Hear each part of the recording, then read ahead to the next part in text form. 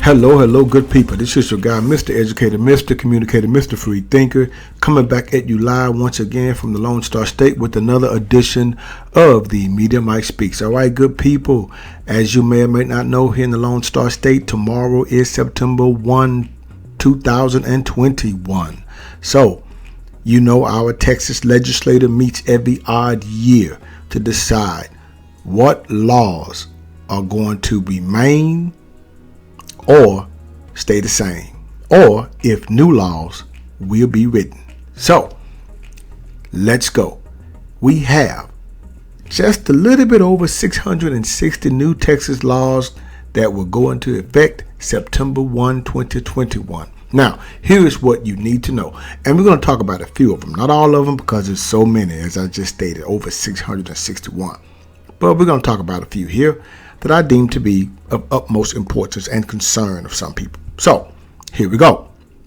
Now, the regular Texas legislative session ended in late May, but hundreds of the bills passed by lawmakers don't start until September 1.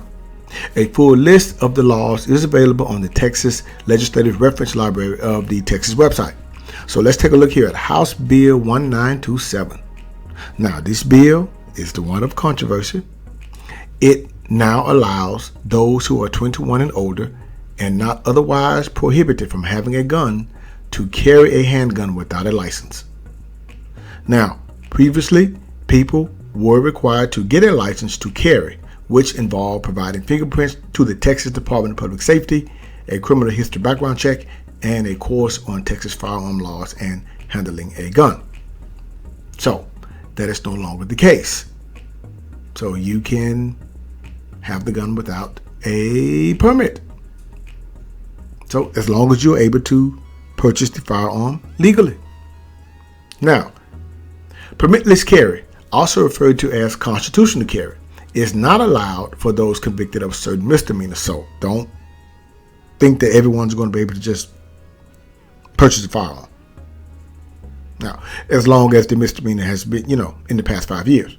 The new law also increases penalties for felons who carry a gun illegally and requires DPS to develop a free online course on firearm safety and training. So as you see, good people, it is not all bad on that. It is not. So anyway, so let's move on here and let's see what else do we have. Now, let's talk about these other issues dealing with these firearms. So now, there are places where you still can't carry a firearm, so let's not panic.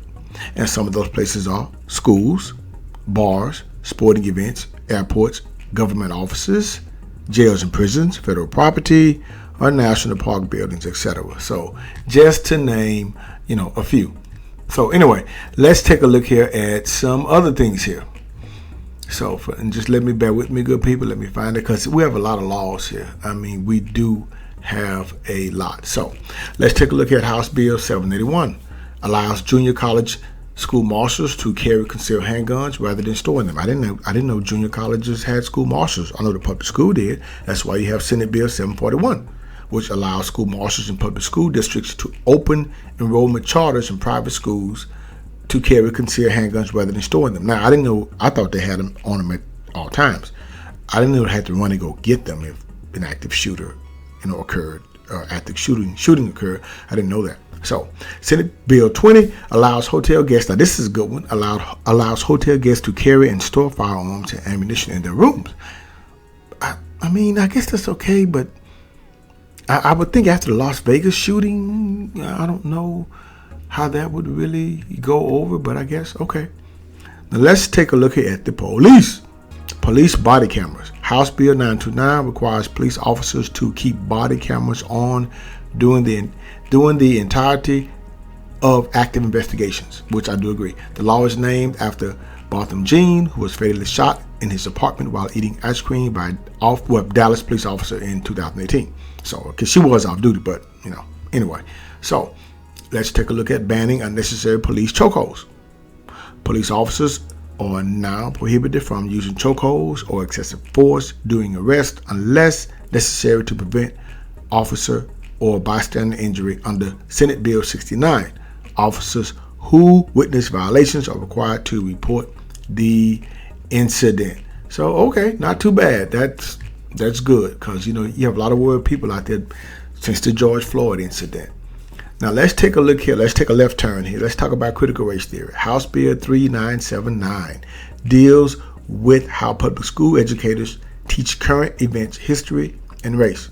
In signing the bill, Governor Greg Abbott called it a strong move to abolish critical race theory in Texas, but said more must be done. He has since added to a special legislative session agenda. The bill includes amendments from House Democrats, including one that requires curriculum include the teaching the history of white supremacy and slavery and the ways in which it is morally wrong. Supporters of the bill say it will ensure teachers don't push a political ideology in classrooms, according to a bill analysis. Opponents believe it will limit students' ability to critically analyze current events and history. Well, maybe not. Because, to be honest, good people, I think we should talk more about African American and other people of color's accomplishments. Why can't we talk about that? Let's talk about the inventions that they created that made this country great. So let's get off of the slave stuff. Okay, it happened. Okay, let's get over it. Let's move on. What about post-slavery accomplishments? Why can't we move on and let's get to that? How about that? All right, now let's take a look here. Ban on homeless camps in public places. House Bill 1925 issues a statewide prohibition on camping in public places without consent. Okay, so if they say it's okay, you can. Making it a Class C misdemeanor punishable by a fine up to $500. Cities can't have a policy that discourages enforcement of the law, but a city is permitted to encourage diversion or a provision of services in lieu of citation or arrest. Cities could lose state grant dollars for intentionally violating the law. Now, the thing about these homeless people, what get me is that how come we don't see, once again, I'm going to say this, homeless people with the COVID, good people. I haven't seen one news story about homeless people and the COVID. Not saying it doesn't exist, I just haven't seen it. So I would like them to do a story on the homeless people getting COVID or the vaccine. But I guess they're homeless, so you can't extract anything from them. You don't want anything from them. They don't have anything to give. Okay, so let's talk here. Shielding companies from car crash liability. House Bill 19 requires drivers of commercial vehicles, including Ubers, Lyfts, and delivery trucks, to be found liable in court for causing a car crash resulting in injury or death before a case can be brought against their employer. Wow. So if you're driving a car and you get into a wreck, you could be held liable. Wow. Okay.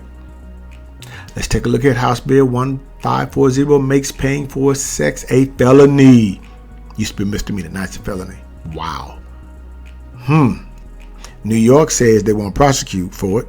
Texas says you will be charged with a felony for it. Things that make you go, House Bill 9 charges protesters with a felony if they block emergency vehicles with their lights on. Better watch out next time they protest.